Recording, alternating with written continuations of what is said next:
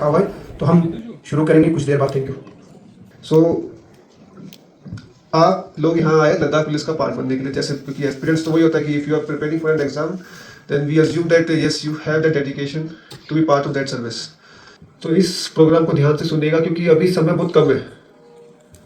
समय कम मैं किस लिए बता रहा हूँ, क्योंकि बहुत ही जल्द नोटिफिकेशन निकलने वाला है। May be by the end of this month expectation है, बट अभी कुछ क्लियर नहीं हुआ क्योंकि decision are taken at the home department and PHQ level.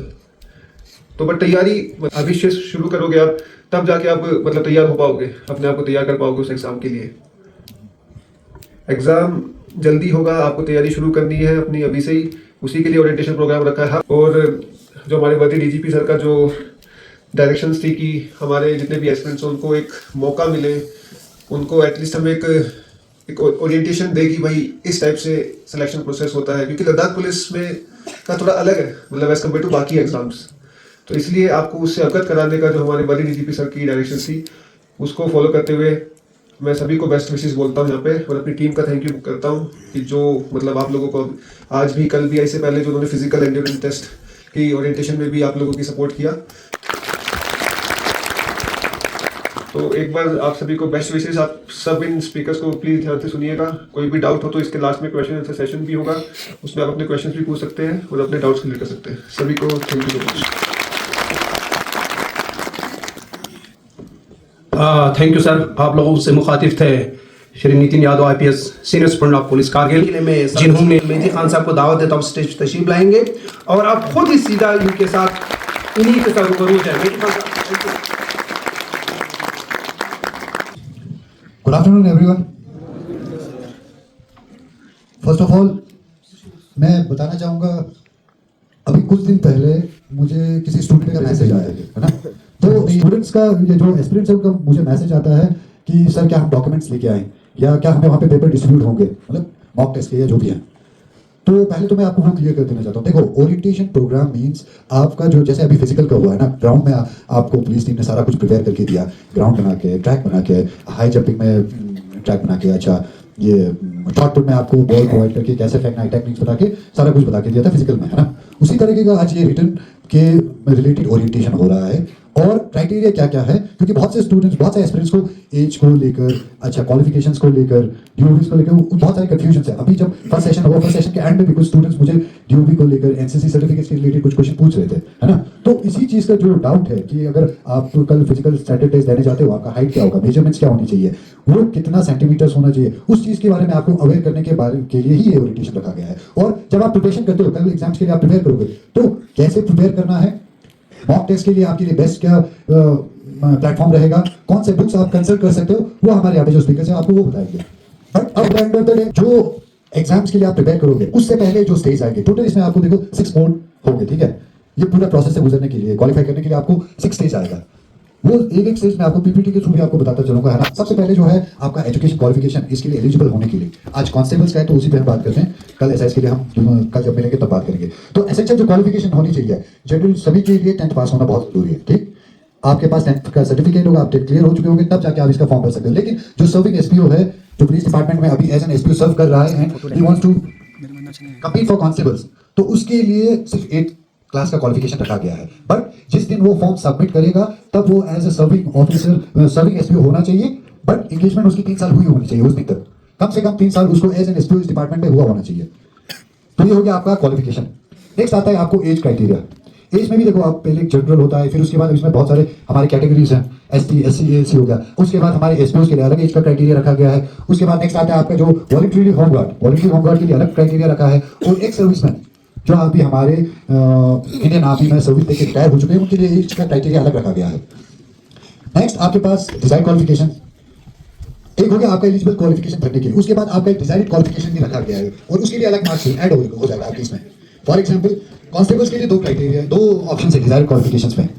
एक हो गया उसके पास एलएमवी लाइसेंस हो विद ट्रांस एंडोर्समेंट। अब एलएमवी तो हर किसी के पास होगा, बट उस पर ट्रांस का एंडोर्समेंट होना बहुत जरूरी है। नेक्स्ट आता है कंप्यूटर सर्टिफिकेट्स। आपको कंप्यूटर सर्टिफिकेट होगा, उसमें भी आपको 5 मार्क्स एक्स्ट्रा मिलेंगे, वो हम लेटर जब इसका स्लाइड आएगा मैं आपको बताता चलूंगा। नेक्स्ट आता है अगर आपके पास एनसीसी सर्टिफिकेट्स होंगे, A B C her certificates का अलग मार्क्स होगा और मैक्सिमम इसमें आपको 5 मार्क्स एक्स्ट्रा दिया जाएगा। अब जो मोड ऑफ रिक्रूटमेंट की अगर हम बात करें तो इसमें टोटल 6 स्टेज है जो हम अभी लेटर डिस्कस करेंगे। एक फिजिकल स्टैंडर्ड टेस्ट भी होगा, फिजिकल एंड्योरेंस टेस्ट होगा, डॉक्यूमेंट स्क्रूटनी और डिजायर्ड क्वालिफिकेशन। अब ये हम वन बाय वन डिस्कस करते जाएंगे। क्वालिफिकेशंस की मैंने बता दी, एसपीओस का अलग है और जनरल कैंडिडेट्स का अलग है। बट एसपीओस का एंगेजमेंट जो जिस दिन वो एप्लीकेशन भरेगा उस दिन तक मैक्स मिनिमम 3 साल उसकी engagement as an SPO police department में हुई होनी चाहिए। अब 8 क्लास का ये एसपीओस के लिए क्वालिफिकेशन होता है तो उसके पास मार्क्स कार्ड होगा नहीं, तो स्कूल लिविंग सर्टिफिकेट जब वो स्कूल छोड़ देता है तो वहां से जो सर्टिफिकेट मिलता है वो एज ए डॉक्यूमेंट्री प्रूफ वो होना चाहिए, which must be endorsed by a gazetted education officer.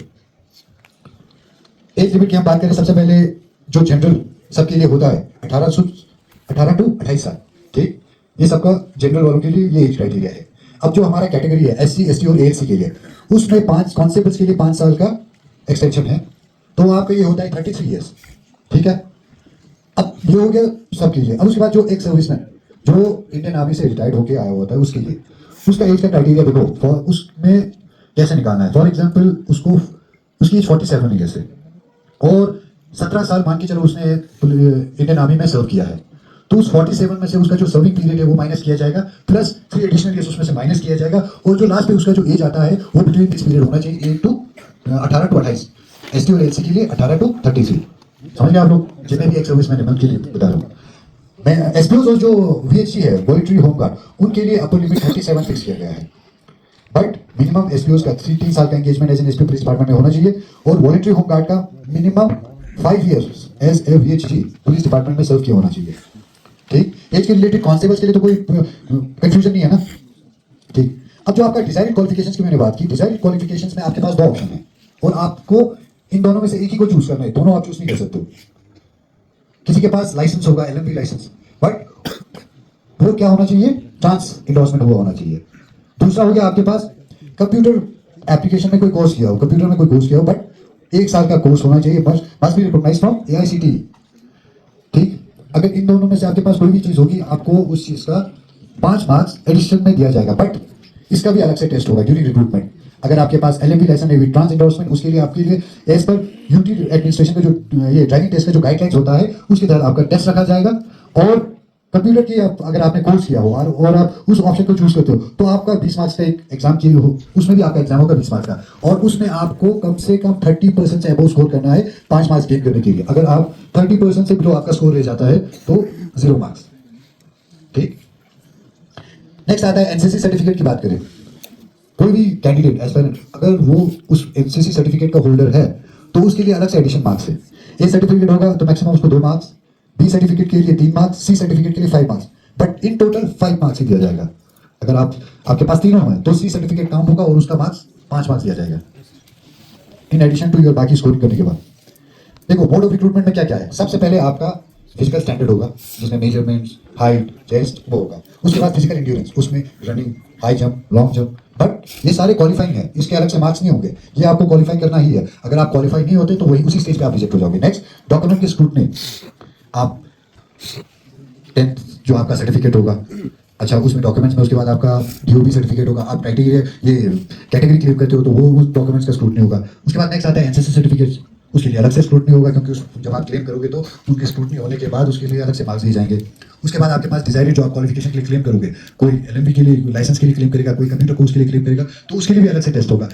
Last में आपका जो रिटन एग्जाम होगा वो 100 मार्क्स का होगा, और उसके बाद जब उसके रिजल्ट आउट हो गए तो जो मेरिट्स में कैंडिडेट्स आएगा उनका सिलेक्शन हो जाएगा। अब फिजिकल स्टैंडर्ड की बात करें तो फिजिकल स्टैंडर्ड में 2 टाइप्स की मेजरमेंट है बॉयज में। एक हो गया हाइट का, दूसरा चेस्ट का। वो गर्ल्स के लिए सिर्फ हाइट का, जेंट्स के लिए है 162 सेंटीमीटर हाइट, और ये मैंडेटरी है, क्वालिफाई नहीं इतना होना चाहिए 162 मीटर। Centimetre, sorry 162 centimetre. अब उसके बाद जब चेस्ट मेजरमेंट होगा तो एक्सपेंडेड उसमें 85 सेंटीमीटर का है और अनएक्सपेक्टेड 81 सेंटीमीटर का। फीमेल के लिए 152 सेंटीमीटर रखा गया है, क्योंकि आप लोगों ने खुद अभी रनिंग की है, आप लोगों को पता लग गया होगा कि 7.5 मिनट में कितना हालत खराब होता है, तो 6.5 मिनट में क्या होता होगा।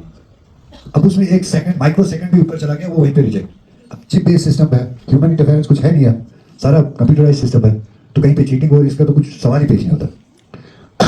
सॉरी। नेक्स्ट आता है बॉयज में पुशअप्स। 20 पुशअप्स आपको करने हैं, अप एंड डाउन करके 40। बहुत सिंपल है, आपके लिए बहुत ईजी रहेगा। लॉन्ग जंप 12 फीट बॉयज के लिए ओनली 3 अटेम्प्ट होंगे। 3 अटेम्प्ट में आपको क्वालिफाई करना है, और ये पीईटी है आपके लिए क्वालिफाइंग है, इसमें कोई एडिशन आपको एक्स्ट्रा मार्क्स नहीं दिया जाएगा कि भाई एक ने 7.5 मिनट में किया तो उसको 1 मार्क्स, अगर किसी ने 6 मिनट में किया या 5.5 मिनट में किया तो उसके लिए कोई अलग से मार्क्स, ऐसा कुछ नहीं है, क्वालिफाइंग है। लॉन्ग जंप गर्ल्स के लिए 9 फीट का है, 9 फुट आप लोगों ने जंप करना है, आपको भी सिर्फ 3 अटेम्प्ट दिया जाएगा। 3 अटेम्प्ट में अगर नहीं हुआ तो आप वहीं पे ड्रॉप हो जाओगे। हाई जंप बॉयज और गर्ल्स दोनों में होगा, लेकिन अभी नोटिफाई नहीं हुआ है, उसमें भी 3 अटेम्प्ट आपको दिया जाएगा। जो भी नोटिफाई हो जाएगा, नोटिफिकेशन के साथ आपको भी उस चीज़ का क्लियर हो जाएगा।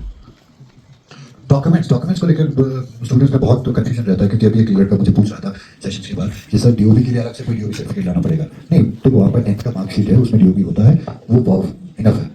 10th पास का सर्टिफिकेट आपके क्वालिफिकेशन के लिए भी चाहिए, डीओबी के लिए भी वही चलेगा। अब एसपीओस उनके लिए तो क्राइटेरिया 8 क्लास का रखा है, तो उनके लिए स्कूल लिविंग सर्टिफिकेट बहुत इंपॉर्टेंट है।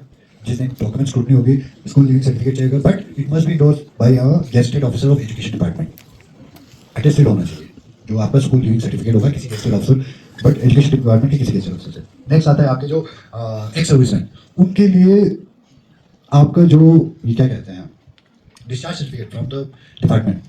इंडियन आर्मी से जब आप डिस्चार्ज हो जाते हो तो जो आपका डिस्चार्ज सर्टिफिकेट होगा वो उस दिन आपका चेक किया जाएगा।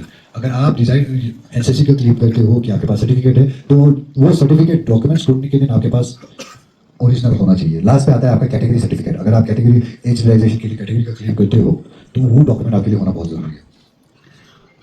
लास्ट पे जब डॉक्यूमेंट स्क्रूटनी हो जाएगा, आपका डिजाइन क्वालिफिकेशन टेस्ट होने के बाद आपका रिटन एग्जाम दिया जाएगा 100 मार्क्स का, और उसके बाद आपका मेरिट बेस पे सिलेक्शन होगा। क्राइटेरिया के बेस पे सिर्फ इतना ही है, बट मैं एक चीज़ कहना चाहूँगा जो भी महबूब सर भी बता रहे थे, और एक स्टूडेंट ने बीच में क्वेश्चन भी किया लास्ट सेशन में, जो इस प्रीवियस सेशन में, कि सर सिलेबस बहुत ज़्यादा होता है और हम प्रिपेयर बहुत करते हैं, जैसे हिस्ट्री का पोर्शन, उसमें आपके पास 3 एंशिएंट, मॉडर्न, मिडिवल, तो सिलेबस बहुत वास्ट है, तो हम क्या करें, कैसे याद रखें?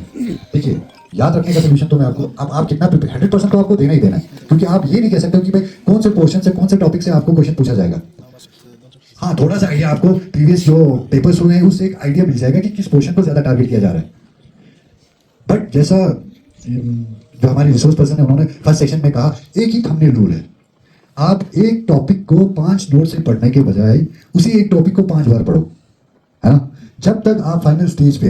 क्योंकि मुझे एक स्टूडेंट ने यहाँ पे शायद फर्स्ट सेशन में मैंने उसको देखा, उसने मुझे मैसेज किया हुआ था, सर मैं पढ़ता हूँ, तैयारी करता हूँ, मुझे पता होते हुए भी एग्जाम में मैं गलत आंसर को टिक करके आ जाता हूँ, और वो पता है वो क्यों हो जाता है, क्योंकि एक ही टॉपिक को आप डिफरेंट बुक से पढ़ते हैं। एक वो माइट भी, दूसरा रिवीजन नहीं हो पाता है। रिवीजन मस्ट है। अगर आप देखो एक चैप्टर आपको छोड़ना पड़े, आप उसको छोड़ दो, लेकिन जो आपने पढ़ा है उसका लास्ट मोमेंट पे रिवीजन नहीं हो, फिर काम खराब हो जाएगा, चाहे आपने जितनी भी तैयारी की हो। क्योंकि मेरा खुद का भी पर्सनल एक्सपीरियंस है, मैं क्या करता था, जो है मतलब जब इस चीज़ की तैयारी कर रहा था, जो भी पढ़ो, एक तो रिवीजन के लिए आपको बुक से जब आप रिवाइज करते हो, और अपने पर्सनल नोट से जब जो ड्यूरिंग प्रिपरेशन आप बनाते हो, जो अपना पर्सनल नोट, वो आपके लिए बहुत बेनिफिट करता है, जो अपना खुद का नोट होता है, ठीक है, क्योंकि उसमें रिवाइज करना बहुत ईजी रहता है। क्योंकि बुक्स की आप बात करें तो बुक्स में बहुत कुछ भरा होता है, कुछ यूजफुल है, कुछ यूजलेस है। क्योंकि देखो, आपको मैं बोलूंगा अभी आप, हाँ भाई अभी क्रॉनिकल्स की बुक पढ़ लो, आपको पूरा एग्जाम क्वालिफाई हो जाएगा, ऑब्वियसली उसी बुक में सारा कुछ आएगा। अभी अरिहंत की आप बुक पकड़ लो, उसमें सारा कुछ आ जाएगा पूरा, लेकिन वो बुक कितनी मोटी होगी, और उसमें पढ़ना क्या है क्या नहीं पढ़ना है वो आप डिफरेंशिएट नहीं कर पाओगे। तो जब भी आप पढ़ते हो, अपना एक नोट्स प्रिपेयर करना बहुत जरूरी है, और जब रिवीजन के टाइम पे आप अपने नोट्स रिवाइज करोगे, और ये मुझे लगता है ये आपके लिए बहुत फ्रूटफुल होगा। जब आप रिवीजन करते हो ना अपने नोट्स से, आपको लास्ट स्टेज पे आपको एक चैप्टर छोड़ना पड़ जाए, छोड़ दो, लेकिन उस चीज़ को जो आपने पढ़ा है उसको रिवाइज करना बहुत जरूरी है। बाकी रहा सब्जेक्ट्स, कौन से सब्जेक्ट क्या, कौन से बुक्स मॉक टेस्ट तरीके से वो हमारे बुक्स बताएंगे। मेरी तरफ से इतना ही। अगर डॉक्यूमेंट्स को लेकर कोई भी क्राइटेरिया, इसके अलावा भी कोई भी क्वेश्चन होगा, आप लोग मुझसे पूछ सकते हैं। सेशन के एंड में यही प्रेजेंट हूँ। Thank you so much.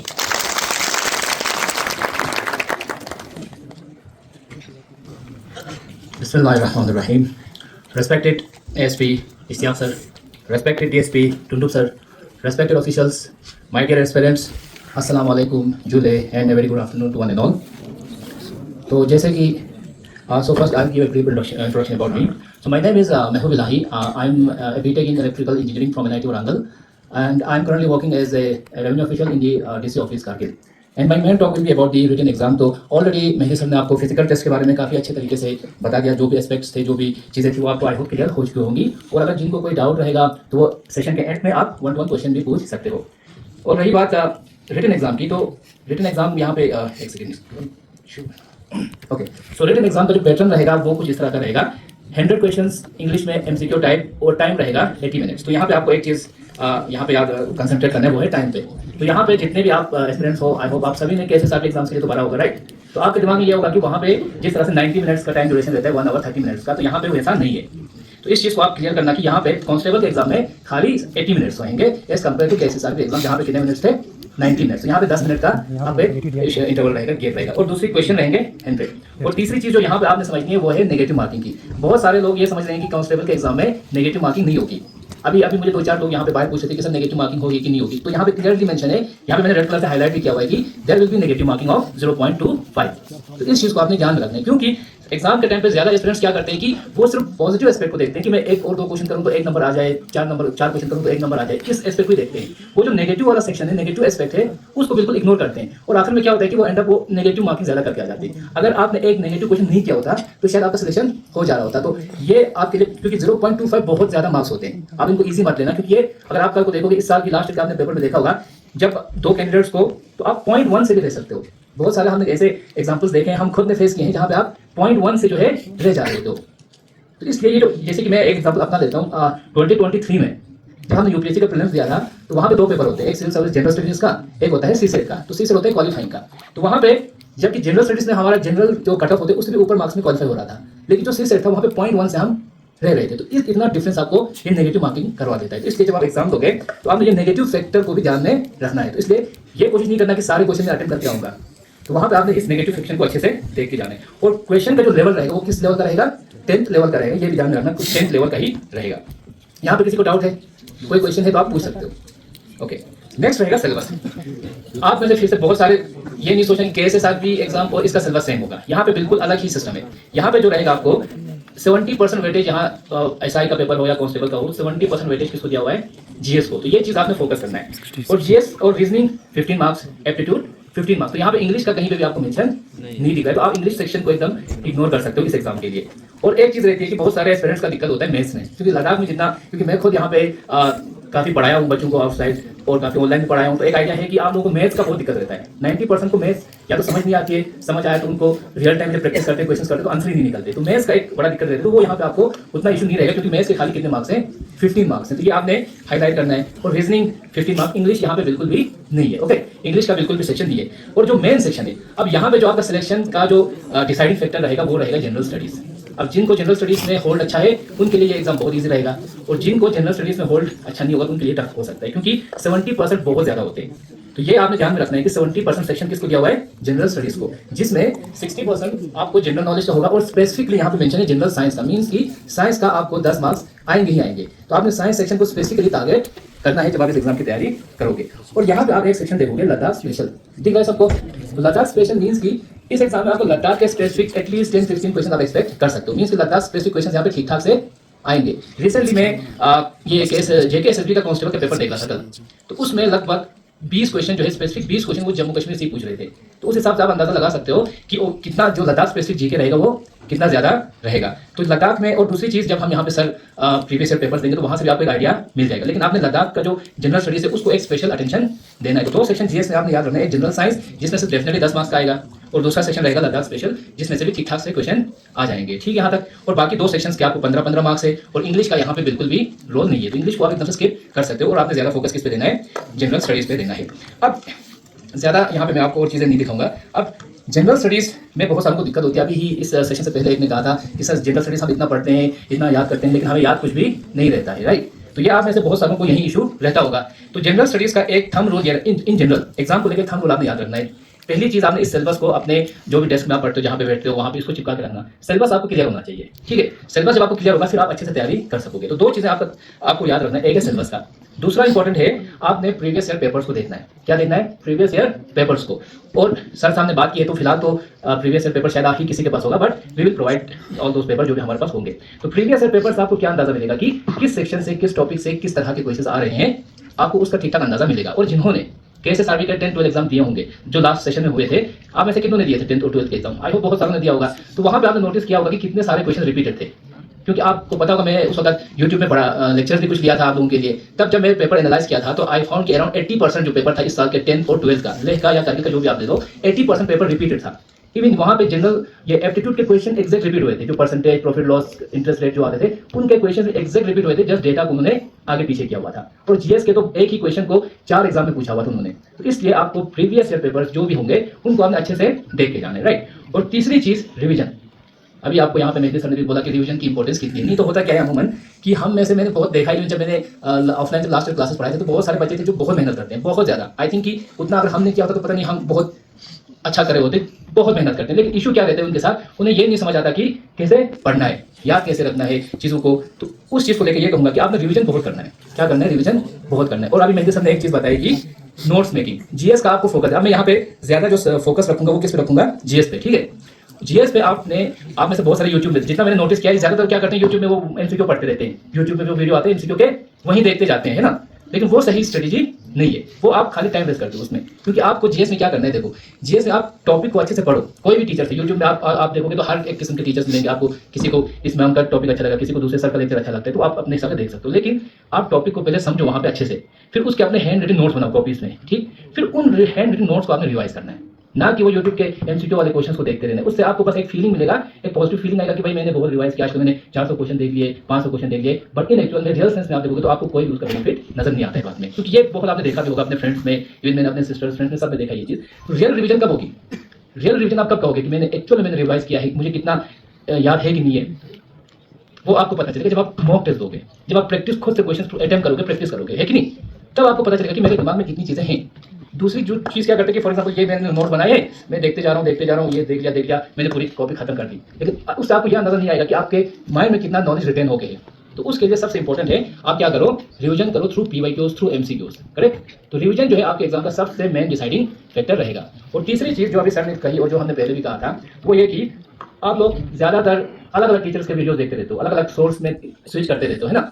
आप कभी इस सर के पढ़ते हो, फिर देखा कि आपके दोस्त ने दूसरा सोर्स पढ़ा है तो आप उस पर मूव कर रहे हो, फिर देखा तीसरे दोस्त ने इधर से पढ़ रहा है तो आप उसके पास जाते हो। तो आपने ये सब चीज़ें करके टाइम वेस्ट नहीं करना। आपने अपने हिसाब से जो भी टीचर या जो भी सोर्स आपको सही लगता है, जो भी आपको समझ आता है, क्योंकि हर किसी की अंडरस्टैंडिंग की कैपेसिटी अलग होती है। जो चीज़ें मैं समझ रहा हूँ, जिस तरीके से मैं समझ रहा हूँ, हो सकता है आप उस तरीके से ना समझो। जिस तरीके से आप समझते हो चीज़ों को दूसरा नहीं समझता है कि नहीं। जिस तरह आपके नोट्स आपको समझ आ जाएंगे, लेकिन आपके नोट्स आपके दोस्त को समझ आएंगे क्या? वो नहीं आ सकते, क्योंकि हर किसी की जो मेंटल स्ट्रक्चर है वो डिफरेंट रहता है। तो इसलिए आप अपने नोट्स बनाओ, उन्हीं नोट्स को रिवाइज करो और जितना ज़्यादा हो सके प्रैक्टिस करो, ताकि आप खुद को इवेल्युएट कर सको। जैसे कि कल हमने यहाँ पे एक मॉक टेस्ट लिया था ऑफलाइन, और उस मॉक टेस्ट ऑफलाइन लिया था एक KSSRB एग्जाम के लिए। फिर जब हम एग्जाम देने के बाद जब हमने पूछा स्टूडेंट से कि कैसा लगा, पेपर कैसा था, तो हर कोई कह रहा था सर बहुत इजी था। जब हमने पेपर इवेल्युएट किया तो किसी का भी 50+ मार्क्स नहीं था। तो ये जो उनको एक फीलिंग थी ना कि मुझे आ रहा है सब, तो रियल टाइम में जब आप प्रैक्टिस करोगे तो वो एक्चुअल में वैसा नहीं होता है। तो आपको वो तब पता चलेगा जब आप रियल टाइम में खुद से प्रैक्टिस करोगे क्वेश्चंस को और एनालाइज करोगे। और दूसरी चीज़ रिसोर्सेज का, कि आप कहाँ से पढ़ोगे। चलो पता चला कि यार ये सिलेबस है, मुझे यहाँ से पढ़ना है, ये क्वेश्चंस लेवल है यहाँ से पढ़ना है, इस लेवल का पढ़ना है। और तीसरी चीज़ रिसोर्सेज क्या आप यूज़ करोगे। तो रिसोर्सेज को लेके आप, मैं अपना बताऊँ तो मैं खुद एक IT प्रोफेशनल रह चुका हूँ, 5 साल से ज़्यादा मैंने जॉब किया है IT सेक्टर में। तो जब भी मैंने लास्ट ईयर जब KSSRB के एग्जाम स्टार्ट हुए थे, तो उससे पहले जब देखा कि व्हाट्सएप ग्रुप में ना वो प्रीवियस पेपर के PDF शेयर हो रहे थे, KSSRB 2021 का पेपर है, 23 का पेपर है, ये वो। तो फिर मैंने क्या किया, उन पेपर सारों को वो इकट्ठा करके उसको स्कैन करके ये वो करके एक मॉक टेस्ट, एक वेब पोर्टल बनाया था। आई होप आप में से बहुत सारों ने यूज़ भी किया होगा। कोई तरह रोम पोर्टल किसी ने यूज़ किया था लास्ट टाइम एग्जाम के लिए। तो वहाँ पे एक रिसोर्स हमने ऐड किया है लद्दाखी एस्पिरेंट्स के लिए, जहाँ पे आप, जो मैं 2-3 चीज़ें कहा, जैसे कि मैंने नोट्स का कहा था कि आप नोट्स कहाँ से पढ़े, तो बाकी चीज़ों का मैं नहीं कह सकता, आपने पढ़ा होगा कहीं और से। लेकिन लद्दाख स्पेसिफिक आपको अगर GS का चीज़ें देखनी है तो एक चीज़ हमने आपको प्रोवाइड की हुई है उस पोर्टल में या उस मोबाइल ऐप में, आप वहाँ पे देख सकते हो। दूसरी चीज़ मैंने क्या करा प्रैक्टिस के लिए। अब आप सोच रहे होंगे कि सर उतने लेवल के हम क्वेश्चन कहाँ पे ढूंढें, जो मैं आपको कह रहा हूँ प्रैक्टिस करो। लेकिन उसके लिए एक रिसोर्स भी हम आपको प्रोवाइड कर रहे हैं। एंड ऑफ द डे मेहनत किसने करनी है? आपने करनी है। हम अपने तरीके से, सर ने आज यहाँ पे आप लोगों के लिए काउंसलिंग सेशन रखा, इसी तरह बाकी आप लोगों को यूट्यूब में लेक्चर्स मिलेंगे। हम भी अपने तरीके से आपको एक प्रैक्टिस के लिए एक प्लेटफॉर्म या एक एप्लीकेशन प्रोवाइड करेंगे। But at the end of the day hard work किसने करना है? आप ही ने करना है, आप ही ने प्रैक्टिस करना है और आप ही ने जाके एग्जाम देना है। हम आपके इस प्रोसेस को थोड़ा बेहतर करने के लिए कोशिश कर सकते हैं। जैसे कि अभी टुंडू सर ने शेर कहा था, नहीं है नाउमीद इकबाल अपनी कश्ते वीरान से, जरा नाम हो तो ये मिट्टी बड़ी जरखे से साफी। तो ये जो मिट्टी में जब हम प्रॉपर न्यूट्रिएंट्स डालेंगे, प्रॉपर फर्टिलाइजर डालेंगे, प्रॉपर वाटर इनटेक होगा, तो उस मिट्टी में हम कुछ भी उगा सकते हैं, राइट। हमारे जो लद्दाख के स्टूडेंट्स, जितना मैंने नोटिस किया, आप लोग भी उसी मिट्टी के जैसे हो। आप में भी पोटेंशियल है बहुत कुछ करने का, आप में भी पोटेंशियल है और आप मेहनत भी बहुत करते हो। अब एक चीज जो फैक्टर रहता है वो है कि सही गाइडेंस हो, कि पढ़ना किस तरह है, प्रैक्टिस कहाँ से करना है और किस लेवल का पढ़ना है। ओवरऑल इसको हम क्या कहेंगे, स्मार्ट स्टडी कहेंगे ना। तो आज के टाइम पे कंपटीशन बहुत ज्यादा है। आप देखते हो कि एक सीट के लिए 100 लोग कंपीट कर रहे होते हैं, तो उन 100 में से कौन क्वालिफाई करेगा? वो क्वालिफाई नहीं करेगा जो सबसे ज्यादा मेहनत करता है, वही क्वालिफाई करेगा जो स्मार्टली मेहनत करता है। सर्वाइवल ऑफ द फिटेस्ट, वही बात है। तो जो सर्वाइवल ऑफ द फिटेस्ट, जो फिट होगा, जो सबसे स्मार्ट स्ट्रेटेजी के साथ स्मार्टली पढ़ेगा, वही कामयाब होगा। तो यहाँ पे आप उस बेसिस पे खुद को जज मत करना कि मैं आज 10 घंटे लाइब्रेरी में बैठा हूँ तो मैंने आज बहुत कुछ कर दिया, या मैंने आज 20 घंटे पढ़ा हूँ तो मैंने बहुत कुछ कर दिया। आप खुद उस मॉक टेस्ट और प्रीवियस ईयर पेपर को चेक करके एनालाइज करो कि आपने कितना पढ़ा है कि नहीं पढ़ा, आपका जो पढ़ने का तरीका है वो कितना सही है, कितना गलत है, और कितना याद करें। और दूसरी चीज याद करने की, तो बहुत सारे लोग क्या करते हैं, वो रटने की कोशिश करते हैं चीजों को, है ना, बार बार रटने की कोशिश करते हैं। इन एक्चुअल सेंस अगर आप देखोगे तो आपको वो जरूरत ही नहीं है। एक चीज मैंने कहा कि एक चीज को आप 5 बार पढ़ोगे वो बेहतर है कंपेयर टू 5 चीजों को अलग अलग जगहों पे पढ़ोगे। तो इसी तरह आप जब प्रैक्टिस करोगे क्वेश्चंस को, अब आपने मान को चलो कोई क्वेश्चन विटामिन ए पे कोई क्वेश्चन आपने प्रैक्टिस किया, हो सकता है 2 बार आपने उसको गलत अटेम्प्ट किया, आपने उसको रटने की कोशिश नहीं करना है, हो सकता है निमोनिक्स बना के थोड़ा अपने आप को एक रेफरेंस बना सकते हो, बट उसको प्रैक्टिस करो बार बार। एक क्वेश्चन को जब आप 5 बार करोगे तो वो ऑटोमेटिकली आपके दिमाग में छिप जाएगा। For example, prime minister of India कौन है बता सकता है? इंडिया का प्राइम मिनिस्टर कौन है? अभी किसी को कभी मिनिस्टर और मोदी कुछ ऐसा किया नहीं किया, क्योंकि हमने सुनते आए तो वो ऑटोमेटिकली हमारे दिमाग में चिपक जाता है। तो इसलिए हमें याद रखने की जरूरत नहीं पड़ती। इसी तरह का जीएस का सारा मेन यही है कि उनको प्रैक्टिस करो, ज्यादा से ज्यादा क्वेश्चन अटेंड करो और खुद को इवेल्युएट करते रहो थ्रू मॉक टेस्ट। ये और रिसोर्स की जब हम बात करेंगे तो एक रिसोर्स बहुत सारे हो सकते हैं आपके लिए। सबसे आई थिंक मेन रिसोर्स आज के टाइम पे यूट्यूब है। आपको यूट्यूब में टॉप क्लास टीचर्स के लेक्चर्स को सुनो अच्छे से और उसके नोट्स से लेना। नोट्स का कोई आपको रिप्लेसमेंट नहीं होगा, क्योंकि हम खुद ने मतलब बहुत सारा हमने भी पढ़े हैं, काफी एग्जाम दिए हैं। तो जब तक हम हाथ में पेन और पेपर लेकर नहीं बैठते हैं ना, तब तक हमें पढ़ने का फीलिंग नहीं आता था, तब तक हमें फील नहीं होता था कि मैंने कुछ पढ़ा भी है। खाली वीडियो देख के कुछ आई डोंट नो, जो खाली वीडियो देख के 2-3 घंटे निकालते हैं, बट हमने जितना जब तक आपके हाथ में पेन और पेपर नहीं होगा तब तक आपको वो एक्चुअल में जब आप लिखोगे ना, जब किसी चीज को आप लिखते हो तो वो लिखना खाली लिखना नहीं होता है, वो आपके मेंटल स्ट्रक्चर में एक इमेज छोड़ देता है। तो वो चीजें आपको बाद में याद रह जाती है। तो इसलिए जब भी पढ़ोगे तो मेक श्योर कि आप लिखो, जितना ज्यादा लिखोगे उतना ज्यादा आपका रिटेंशन पावर क्या होगा, स्ट्रॉन्ग हो जाएगा, राइट। और रिसोर्सेज में एक रिसोर्सेज जो अभी लद्दाख में जो आजकल बहुत अच्छे से यूज कर रहे हैं बच्चे और बहुत ज्यादा यूजफुल उनको लग रहा है, तो वो एक रिसोर्स है रोम प्रेप। आप ऐसे कितने लोगों ने रोम प्रेप यूज किया है अभी तक? कोई यूज कर रहा है? तो आपको उसका कुछ बेनिफिट लगा कि यूजफुल है कि नहीं है? तो वो एक रिसोर्स जो मैंने अपनी तरफ से जो हमारे लद्दाख के एस्पायरेंट्स के लिए एक रिसोर्स हमने बनाया था, तो उसका थोड़ा मैं आपको दिखाऊंगा कि आप इसको कैसे यूज करोगे ताकि आपकी जो तैयारी हो वो बेहतर हो। क्योंकि बहुत सारों को ये पता है कि हाँ ऐप डाउनलोड किया, इंस्टॉल किया, बट इनको ये नहीं पता है कि इसको यूज कैसे करना है, ठीक है। तो उस चीज को मैं आपको थोड़ा दिखाऊंगा ताकि आप उसको यूज करके ज्यादा से ज्यादा बेनिफिट ले सको।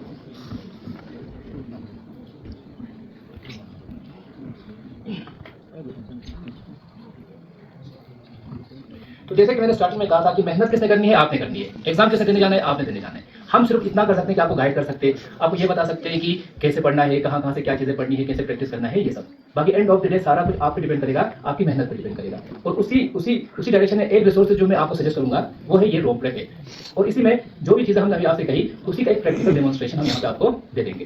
पहली चीज मैंने आपसे कहा क्वेश्चन ज्यादा प्रैक्टिस करने को कहा कि नहीं, तो वो कहाँ से करोगे? आप अपने रिसोर्स हैं तो अच्छी बात है, वहीं से करो। अगर आपको नहीं मिल रहा कोई सही रिसोर्स तो यहाँ पे एक तो 7,000 क्वेश्चन बहुत होते हैं और इन 7,000 में से कम 6-4 हज़ार आपको जनरल स्टडीज के क्वेश्चंस मिलेंगे। तो यहाँ से आप इनको प्रैक्टिस कर सकोगे। फिर 2,000 से ज्यादा आपको यहाँ पे प्रीवियस ईयर पेपर्स के पीवाईक्यूज दिए हुए हैं जो आज एज ए रेफरेंस लेके वहां से आप प्रैक्टिस करोगे। और इस चीज इसको बनाने का मेन रीजन क्या था, क्योंकि आप लोग सभी टेक्स्ट बुक ऐप यूज करते होंगे, है कि नहीं? यहाँ पे कितने लोग हैं जो टेक्स्ट बुक यूज करते हैं? क्योंकि जितने मैंने देखे स्टूडेंट सब टेक्स्ट बुक यूज करते हैं। लेकिन टेक्स्ट बुक का क्या इशू है कि वो है नेशनल लेवल का, वहाँ पे आपको नेशनल लेवल सीजीएल बैंकिंग में और इन सब के पेपर्स मिलेंगे, इस लेवल के क्वेश्चन मिलेंगे जो यहाँ पे हमारे लिए बहुत टफ होते हैं। वो उस लेवल का हमारे यहाँ पे कभी नहीं पूछा जाता। अगर आपने केएसआरबी के प्रीवियस ईयर पेपर देखोगे तो आपको उस लेवल का कोई भी क्वेश्चन वहाँ पे नहीं दिखेगा।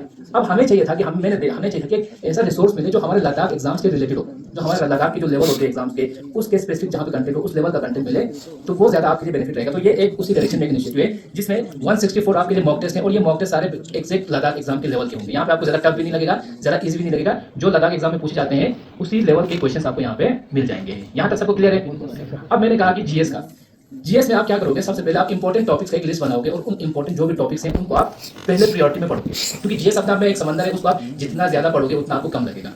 तो आपका काम यहाँ पे पीएचडी करने का है नहीं, आपका काम है एग्जाम निकालने का। तो एग्जाम निकालने के लिए जो चीजें जितनी चीजें हमें पढ़नी है, जो चीजें पढ़नी है हम उनको पहले प्रायोरिटी देंगे। तो उसके लिए आप अपने हिसाब से भी देख सकते हो। और दूसरी चीज़ यहाँ पे फॉर एग्जाम्पल मैं नोट्स में जाऊँगा। नोट्स में आप यहाँ पे देख पा रहे होंगे, नोट्स में स्टडी नोट्स एक सेक्शन है।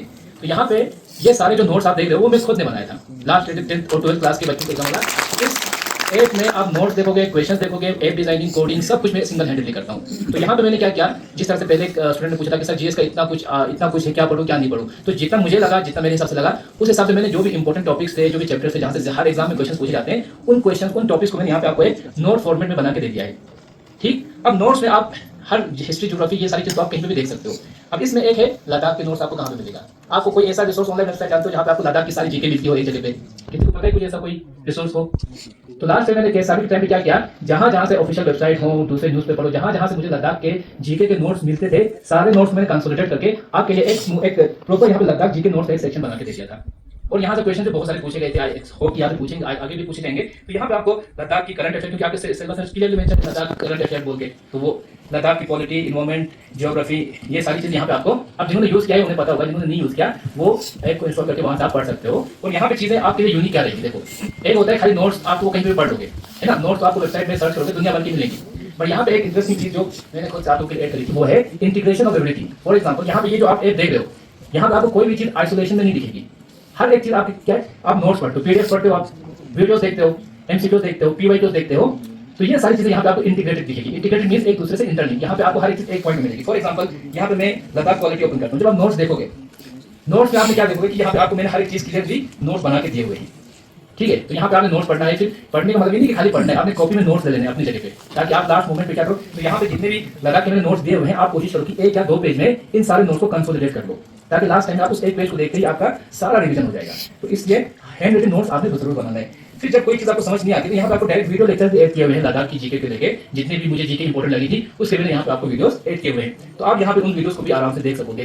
तो आपका जो लद्दाख का जीके का जो सेक्शन रहेगा उसके लिए I will try my best कि जितना हम हो सके आपके लिए कंटेंट प्रोवाइड करे किया जाए, है ना। तो बाकी I will try my best, बाकी आप अपने से भी पढ़ लेना, तो ये वीडियोस भी आपको वहीं मिलेंगे। अगर आपने वीडियो देखा, नोट्स देखा, क्वेश्चन कैसे आते हैं, तो यहाँ पे आपको ग्रीन कलर का कुछ दिख रहा है ऊपर, हर नोट के साथ साथ आपको एक ग्रीन कलर का नंबर दिखेगा जो बोलेगा कि इस पर्टिकुलर नोट से केएसआरबी ने कितने क्वेश्चन पूछे हुए थे प्रीवियस एग्जाम्स में। जब आप इसको क्लिक करोगे तो यहीं पे आपको सारे क्वेश्चन वहीं पे प्रैक्टिस को आप देख सकोगे। मींस आप एक ही टाइम पे वीडियो भी देख सकोगे, नोट्स पढ़ सकोगे, प्रैक्टिस क्वेश्चन भी कर सकोगे, तो आपको सारी चीजें जो है एक साथ लाइव होगी। इस तरह से यहाँ पे आपको हर एक चीज के नोट्स दिए हुए हैं, करंट अफेयर्स के नोट्स हैं, जो भी यहाँ पे देखना है यहाँ पे बाद में नोट्स का आपको यहाँ पे हम कोशिश करेंगे कि आपको और ज्यादा इधर उधर भटकने की जरूरत न पड़े, और जितना हो सके आई ट्राई माय बेस्ट। और दूसरी चीज जो मैंने देखी वो है प्रैक्टिस की, कहा था ना, तो प्रैक्टिस और रिवीजन। तो रिवीजन का जो सबसे बेस्ट मेथड होता है वो होता है थ्रू क्वेश्चंस।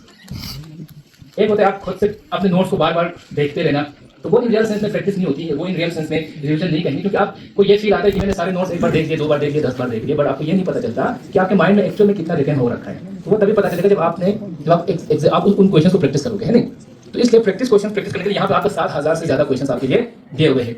आज आपने हिस्ट्री का पढ़ा, आपने हिस्ट्री के 2 टॉपिक्स पढ़े और पॉलिटी के 2 टॉपिक्स पढ़े। अब आप चाहते हो कि मेरी फील्ड में सिर्फ उन्हीं टॉपिक से ही क्वेश्चन आए, राइट। अब आप बाकी चीजें तो नहीं देखोगे। मैंने कहा कि इंग्लिश इस सिलेबस का पार्ट नहीं है, तो यहाँ पे आप इंग्लिश के क्वेश्चन लाने का कोई मतलब, अब जो आप पेपर देखते हो तो यहाँ पे जैसे कि हम देखते हैं, फॉर एग्जांपल हम जीएस पे फोकस करेंगे तो हम इस हिस्ट्री को हटाएंगे। मान के चलो आपने आज हिस्ट्री में दिल्ली सल्तनत पढ़ा और मुगल्स पढ़ा, ठीक है। फिर आपने आज पॉलिटी में पढ़ा भाई फंडामेंटल राइट्स पढ़ा, फंडामेंटल ड्यूटीज पढ़ा और ये पार्लियामेंट का पढ़ा। तो ये 5 टॉपिक्स आज आपने पढ़े हैं, ठीक है ना।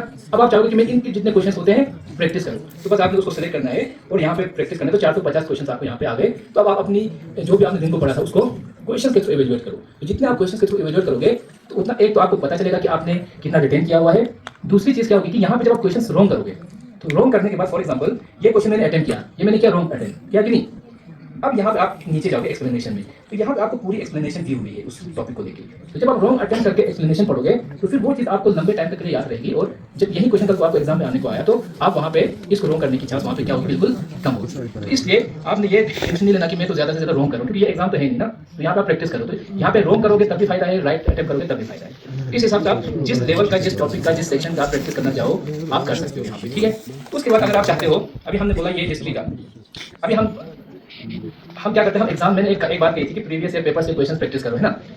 अब यहाँ पे ये भी आपको ऑप्शन है कि आप प्रीवियस ईयर पेपर्स को जिस तरह से प्रैक्टिस करना चाहो आप कर सकते हो। फॉर एग्जांपल आप जैसे सर ने अभी कहा कंप्यूटर का कुछ 30 क्वेश्चन का एग्जाम रहेगा, राइट, 20, हाँ। तो अब आप चाहते हो कि यार मैं सिर्फ कंप्यूटर के क्वेश्चन प्रैक्टिस करूं, तो अब आप क्या सोचोगे कि मैं चाहता हूं कि केएसएसआरबी जो एग्जाम्स हुए थे उसके जितने कंप्यूटर के क्वेश्चन से मैं देख लूं। तो आप क्या करोगे, यहाँ पे केएसएसआरबी, एलएसएसबी जो भी 3 हमारे लद्दाख के एग्जाम थे उनको हमने यहाँ पे सेलेक्ट किया। फिर उसके बाद हम क्या करेंगे, उन एग्जाम्स पे हम जाएंगे कंप्यूटर के क्वेश्चन पे। इसको मैं हटाता हूँ। फिर यहाँ पे मैं टेक्स्ट में जाऊँ या कहीं पे जाओ, यहाँ पे कंप्यूटर सर्च करो, कंप्यूटर।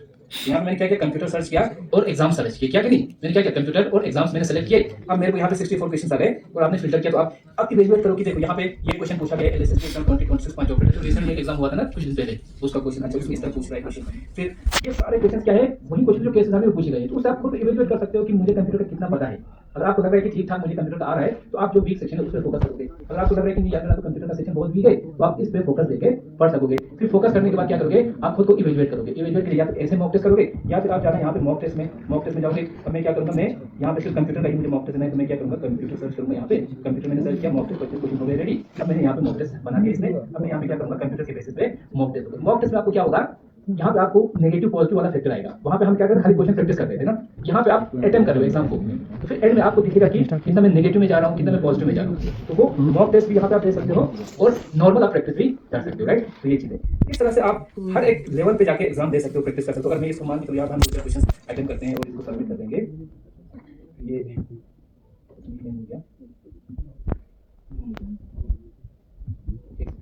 की जरूरत, अगर आप टेक्स्ट बुक देखते, क्योंकि कल आपको मैं यहाँ पे मैसेज दिखाता हूँ, एक लड़के का मैसेज है, बोल रहा था सर मैंने टेक्स्ट बुक का मॉक टेस्ट का पेमेंट करके दिया था, 1824 का पेमेंट करके दिया था, लेकिन मुझे उनमें से कुछ फायदा नहीं हुआ। आपका ऐप में बहुत फायदा होता है इस तरह से, क्योंकि यहाँ पे एक अनलिमिटेड मॉक टेस्ट दे सकते हो। कितने अनलिमिटेड, आप 1000 मॉक टेस्ट देना चाहते हो एक दिन में दे सकते हो, आप लाख देना चाहते हो दे सकते हो। तो यहाँ पे कोई लिमिट, क्योंकि यहाँ पे आप देख रहे हो कस्टम मॉक टेस्ट टोटल कितने अनलिमिटेड, और यहाँ पे भी आप अनलिमिटेड मॉक टेस्ट दे सकते हो, जिस तरह से आपको देना चाहो दे सकते हो। फॉर एग्जांपल मैं आपको एक एग्जांपल देता हूँ। देखो यहाँ पे जीएस में जाओगे, जीएस के ऊपर यहाँ पे आप सर्च करो लद्दाख, LAT। क्या मैंने सर्च किया लद्दाख, तो लद्दाख के कितने क्वेश्चन, यहाँ कितने मॉक टेस्ट हैं, 5 आपके लिए स्पेसिफिक मॉक टेस्ट लद्दाख के मैंने बना रखे। अब इन मॉक टेस्ट का फायदा क्या रहेगा, देखो अब यहाँ पे वो रैंकिंग का ऑप्शन नहीं आ रहा है। अदरवाइज जो वेब ऐप यूज करते हैं उनको वहाँ पे सारे लद्दाखी बच्चे हैं, वहाँ पे कोई कश्मीरी या कोई जम्मू वाला नहीं है। तो वहाँ पे जब आप रियल टाइम एग्जाम दोगे तो वहाँ पे आपको रियल टाइम आपकी रैंकिंग भी दी जाती है कि मैं कहाँ फॉल करता हूँ। मैं जैसे कि हम आप ये लद्दाख मॉक टेस्ट 2 देखो, अगर किसी को वेब है तो वो कर सकते हैं। तो वहाँ पे आपको आपकी रैंक मिलेगी कि बाकी लोग कैसा अटेंड कर रहे हैं और आपकी रैंकिंग कहाँ फॉल कर रही है। तो उस हिसाब से भी आप खुद को इवैल्यूएट कर सकोगे, राइट। इस तरह से यहाँ पे आपको अलग अलग लेवल के मॉक टेस्ट दिए हुए हैं, तो आप उनको यूज करना। और जैसे कि हमने अभी पुलिस कांस्टेबल का कल एक मॉक टेस्ट ऐड किया था, तो लद्दाख का जो केएसएसआरबी और एलएसएसबी का जो टाइमिंग रहता है वो क्या है, 1 आवर 30 मिनट्स, वो अराउंड 90 मिनट्स का टाइमिंग रहता है। तो वो बाय डिफॉल्ट मैंने 90 मिनट्स रखा है, क्योंकि ये ऐप ही लद्दाख के लिए बनी है। तो टाइमिंग जो भी कुछ है वो लद्दाख एग्जाम के स्पेसिफिक ही रहेगी। तो वो बाय डिफॉल्ट 1 आवर 30 मिनट रखा है। लेकिन अब कांस्टेबल का क्या है, टाइमिंग का उसमें थोड़ा कम रहता है, उसमें 80 मिनट्स का रहता है। तो आप 45 सेकंड्स ऑप्शन सेलेक्ट करना, वहाँ पे आपको क्या होगा 75 मिनट्स का मॉक टेस्ट हो जाएगा, जो 5 मिनट कम है। लेकिन उस 5 मिनट को आप एज ए प्रेशर फैक्टर को भी यूज कर सकते हो, क्योंकि जो आप अभी एग्जाम दोगे यहाँ बैठ के और जो आप एग्जाम हॉल में बैठ के दोगे उसमें फर्क होता है ना। वहाँ पे आपके पास एक प्रेशर चीज होती है, इनविजिबल प्रेशर रहता है, यहाँ पे आपको प्रेशर फील नहीं होगा। तो उसी को काउंट करके आप 5 मिनट कम कर सकते हो। तो फिर यहाँ पे आप दोगे तो 70 क्वेश्चन कुछ इस तरह के आपको जीएस के आएंगे, क्योंकि जीएस मेन सेक्शन है यहाँ पे, तो आपको ज्यादा फोकस जीएस में देना है। तो 70 क्वेश्चन आपने यहाँ पे ऐसे करके प्रैक्टिस करना है इन क्वेश्चंस को। फिर उसके बाद एप्टीट्यूड के 15 क्वेश्चन और रीजनिंग के 15 क्वेश्चन। तो इनको करने के बाद आपका टाइम यहाँ पे, फिर इसको जब हम यहाँ पे क्या करेंगे, इसको सबमिट करेंगे, तो यहाँ पे वो एक सेकंड सबमिट नहीं हो रहा है। जब यहाँ पे इसको सबमिट करोगे तो वहाँ पे आपको पूरा इवैल्यूएशन हो जाएगा कि नेगेटिव कितने किए हैं, पॉजिटिव कितने किए हैं, वो सारी चीज़। तो स्टार्ट से हम बात किए थे, तो जो भी प्रीवियस पेपर होंगे वो सारे आपको हम यहीं पे ऐड कर देंगे। सब कुछ फ्री ऑफ कॉस्ट है, कोई इशू नहीं, आप बस यूज़ करो, पढ़ो, अच्छे से मेहनत करो और आगे बढ़ो। हम अपनी तरफ से अपनी तरफ से कर सकते थे, हम करते रहेंगे, और आप अपनी तरफ से मेहनत करो। और I wish you all the very best. और यहाँ पे और भी मॉक टेस्ट भी हम आपको फ्यूचर में ऐड करेंगे। तो आई हाईली रिक्वेस्ट कि आप लोग इनको यूज करो। और होम पेज में आपको वहाँ पे एक सेक्शन मिलेगा लर्न फीचर्स बोल के, होम पेज में आप एक सेक्शन आएगा लर्न फीचर, तो उसको एक बार देख लेना ताकि आपको सारी चीज़ें दिख जाए। क्योंकि आप लोगों की आदत होगी है कि आपको उसमें चीज़ों का पता नहीं होता, टेक्निकल आप लोगों को उतना आइडिया, आपको सिर्फ क्वेश्चन को टिक करना ही पता होता है। तो टेक्निकली आप बहुत चीज़ें कर सकते हो, तो वो टेक्निकलिटी को मैं यहाँ पे आपको एक्सप्लेन नहीं कर सकता। तो वो आप उस सेक्शन में जाकर अच्छे से देख लेना, एक बार समझ लेना क्या क्या कर सकता है, फिर आप उसको यूज़ करो। इतना मैं गारंटी के साथ कह सकता हूँ यहाँ पे कि आप इसको 1 हफ्ता यूज़ करोगे ना, मैं लिख के दूंगा कि आप फिर दूसरी किसी ऐप को देखोगे नहीं, और देखोगे तो इस ऐप को आप कभी अनइंस्टॉल नहीं करोगे, क्योंकि इतना इसमें आपके लिए कस्टमाइजेशन मैंने ऐड किया है। तो बाकी आपको अगर कोई क्वेश्चन है specific to this written exam तो आप पूछ सकते हो। तो बहुत सारे सवालात, क्वेश्चंस जो हमारे माइंड में गुजर रहे थे, जो 4 अप्रैल से लेकर आज तक, मुझे लगता है उनमें से काफ़ी हद तक आप लोगों का जो माइंड में जो बात थी कैसे होगा, कैसे करना होगा, तकरीबन क्लियर हो गया होगा। तो ये सब चीज़ें करने के लिए आप लोगों को जो एक प्लेटफॉर्म मिला, हम शुक्रगुजार हैं हमारे डीजीपी लद्दाख मुकेश सिंह IPS साहब, जिनके हिदायत पे आप लोगों को, चाहे वो फिजिकल में हो, चाहे वो रिटन टेस्ट में हो, जो भी आप लोगों को इस पुलिस भर्ती के लिए गुजर के जाना है, वो प्लेटफॉर्म तैयार करने के लिए एसएसपी कारगिल श्री नितिन यादव आईपीएस ने एक इक़दाम उठाए, जो कि हमारे इश्तियाक अहमद काचो JKPS के ज़ेर निगरानी में ये डेट जो 4 अप्रैल से आज तक और कल तक वो आपके सामने, उससे पहले रात दिन इसको हम कामयाब बनाने के लिए काचो साहब जो तदबीरें रख रहा है, हम लोगों को जो इंस्ट्रक्शन दे रहा है, बहुत हम कोशिश में लगे। हर एक चीज़ मतलब मिनट्स टू मिनट्स ये काम करते आप आज के इस दिन तक हमें पहुंचने में हम कामयाब हुए।